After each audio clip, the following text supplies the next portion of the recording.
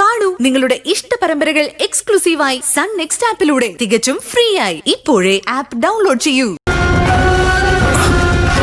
മോളാകെ ഭയന്നുല്ലേ? ഓർക്കാപ്പുറത്തായിരുന്നില്ല ഉമാദത്തിന്റെ വരവ്. ഏതായാലും മോള് കാണിച്ചത് ബുദ്ധിയായിപ്പോയി. ഞാൻ വിചാരിച്ചു പെട്ടുവെന്ന്.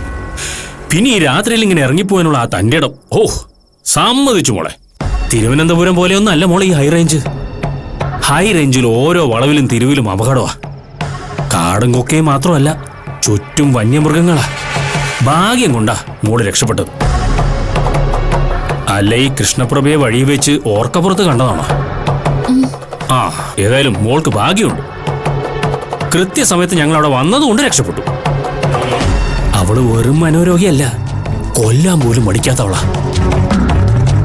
ഞാനും നമ്മുടെ പണ്ടൊരിക്കൽ അവളുടെ കയ്യിൽ നിന്ന് തലനാരി ഇഴയ്ക്കാ രക്ഷപ്പെട്ടത്.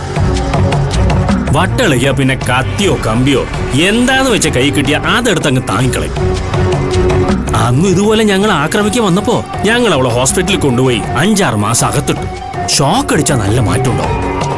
പക്ഷെ അത് കഴിഞ്ഞാ പിന്നെ പറഞ്ഞും ചെയ്തൊന്നും ഓർമ്മയുണ്ടാവില്ല. ഒരു പ്രത്യേകതരം ഭ്രാന്താണെന്നാ ഡോക്ടർമാര് പറയുന്നത്. ഈ വടക്കുന്നാഥ് സിനിമയിൽ മോഹൻലാൽ വന്നില്ലേ, ആ ടൈപ്പിൽ ഏതാണ്ട്. ഏതായാലും ഞാൻ പെട്ടെന്ന് പറഞ്ഞാൽ മതിയല്ലോ. ഈ സെന്റിമെന്റ്സിന് പുറത്ത് ഇവിടെ ഒരു ജോലി കൊടുത്ത് നിർത്തിയതാ. ഇപ്പൊ വട്ടുമൂക്കുമ്പോ അവള് പറയുന്നത് ഞാനും നമ്മുടെ അവളെ ചതിച്ചു എന്നാ.